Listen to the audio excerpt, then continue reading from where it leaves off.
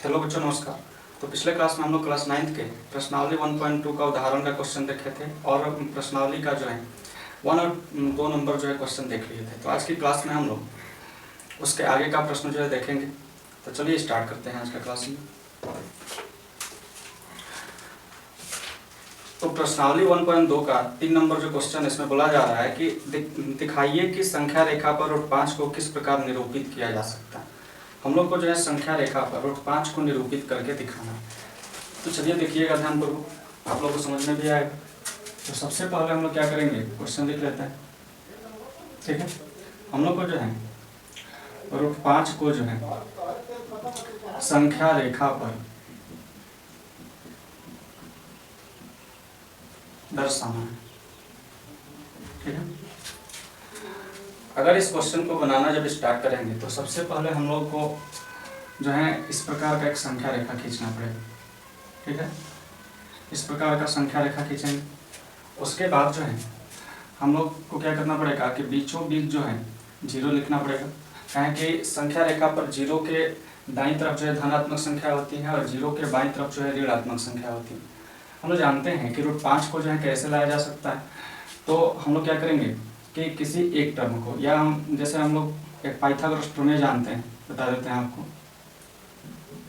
इसमें पाइथागोरस प्रमेय की आवश्यकता पड़ेगी। पाइथागोरस प्रमेय के बारे में अगर बात करें तो पाइथागोरस प्रमेय में बोला जाता है कि किसी समकोण त्रिभुज में कर्ण का स्क्वायर जो है लंब और आधार के स्क्वायर के योगफल के बराबर होता है। तो यहाँ पे जो है हम लोग क्या करेंगे, तो सबसे पहले लिखेंगे कर्ण का स्क्वायर बराबर लंब का स्क्वायर प्लस में आधार का स्क्वायर। ठीक है, अब यहाँ पे हम लोग को रूट 5 को दर्शाना है। तो अगर हम लोग क्या करें कि या तो लंब का मान 2 ले लें या आधार का मान 2 ले लें। ठीक है, तो दोनों परिस्थितियों में अगर 2 का स्क्वायर जब किया जाएगा तो आसानी से 4 आ जाएगा, यानी कि किसी एक टर्म को जो है 2 लेना आवश्यक है। हम लोग क्या करेंगे कि संख्या रेखा पर जो है हम लोग को स्केल और जो है पेंसिल की सहायता लेनी है। और यहाँ पे 2 सेंटीमीटर जो है, यहाँ पे 1 सेंटीमीटर मान लीजिए यहाँ पे आएगा और यहाँ पे जो है 2 सेंटीमीटर आएगा। तो यहाँ से लेके यहाँ तक जो है, यहाँ से लेके यहाँ तक एक हमारी भुजा होगी। अब इस पर क्या करेंगे कि 1 सेंटीमीटर ऊपर बढ़ाएंगे। ठीक है, 1 सेंटीमीटर ऊपर जब बढ़ा लेंगे तो उसके बाद 0 जो है इससे इसको क्या किया जाएगा, तो मिला दिया जाएगा। अब यहाँ पे नामकरण कर देते हैं, ये हो गया A, B, ये हो गया C। यहाँ से लेकर यहाँ तक का जो वैल्यू है वो है 2 सेंटीमीटर। ठीक है, और यहाँ से लेकर यहाँ तक का जो वैल्यू है वो है 1 सेंटीमीटर। ठीक है, ये जो है हमारा है 1 सेंटीमीटर, ये 1 सेंटीमीटर। यहाँ पे समकोण त्रिभुज बनाएंगे, माने कि लंब डालेंगे। कहें कि बिना समकोण त्रिभुज की सहायता से इसको सॉल्व करना अत्यंत ही कठिन होगा। अब यहाँ पे थीटा का वैल्यू होगा। अब ये हम लोग जानते हैं कि समकोण यानी कि 90 डिग्री के कोण की जो सामने वाली जो भुजा होती है वही होती है कर्ण, जिसको हाइपोटेनस बोला जाता है। थीटा के सामने वाली जो भुजा होती है उसको हम लोग बोलते हैं लंब, जिसको परपेंडिकुलर बोला जाता है। और उसके अलावा जो शेष बची हुई भुजा है उसको बोलते हैं आधार, जिसको B फॉर बेस से डिनोट किया जाता है।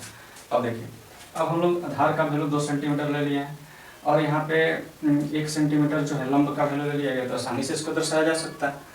अब तो कोई कठिनाइयाँ है नहीं। तो यहाँ पे लिखेंगे ये जो कर्ण है उसका नाम दिया गया है AC। तो यहाँ पे AC स्क्वायर हो जाएगा बराबर में लंब यहाँ पे AB है, तो यहाँ पे AB स्क्वायर हम लोग लिख लेंगे प्लस में आधार यहाँ पे क्या है, तो BC है, तो BC का स्क्वायर लिख लेंगे। AC यहाँ पे AC का ही वैल्यू हम लोग याद करना है, कर्ण का ही वैल्यू निकालना है। तो यहाँ पे हो जाएगा AC इज इक्वल टू अंदर रूट में AB जो है 1 सेंटीमीटर लिया है तो 1 का स्क्वायर प्लस BC जो है 2 सेंटीमीटर लिया है तो 2 का स्क्वायर। आगे बढ़िएगा तो AC इज इक्वल टू हो जाएगा अंदर रूट में 1 का स्क्वायर 1, 2 का स्क्वायर 4, यानी कि AC इज इक्वल टू हो जाएगा रूट 5 इकाई। ठीक है, यानी या हम लोग सेंटीमीटर में लिया है तो सेंटीमीटर आप लोग बोल सकते हैं, यानी कि AC बराबर हम लोग रूट 5 जो है यहाँ पे ला देंगे। रूट 5 जब हम लोग ला दिए तो हम लोग को तो इसको संख्या रेखा पर दर्शाना है, जबकि संख्या रेखा पर तो है नहीं। अब हम लोग को प्रकाल और पेंसिल की सहायता लेनी पड़ेगी। यहाँ पे जो है क्या करना है कि यहाँ से लेके यहाँ तक की दूरी को माप लेना है। यहाँ पे प्रकाल मैंने कोई भी टर्म या तो यहाँ पे प्रकाल की नोक रखिएगा या तो यहाँ पे, दोनों को मापिएगा। उसके बाद क्या करिएगा कि यहाँ से यहाँ तक मापने के बाद जो है आप लोग को प्रकाल की नोक जो है प्रकाल की नोक को यहाँ पे रखना है और यहाँ पे रख के और यहाँ से क्या करना है, पेंसिल के नोक को ऐसे नीचे की तरफ कर देना है रख के। यहाँ पे हो सकता है आगे काट दो, तो यह हमारा संख्या रेखा पर हो जाएगा √5 सेंटीमीटर, ठीक है, या √5 को अंदर समाप्त होकर √5 लिखिए। तो यही जो टर्म है हमारा, यहाँ से काटने के बाद यहाँ पे जो मिलेगा वही हमारा हो जाएगा √5, ठीक है। उम्मीद करता हूँ आप लोग हमारी बातें समझ पाए होंगे।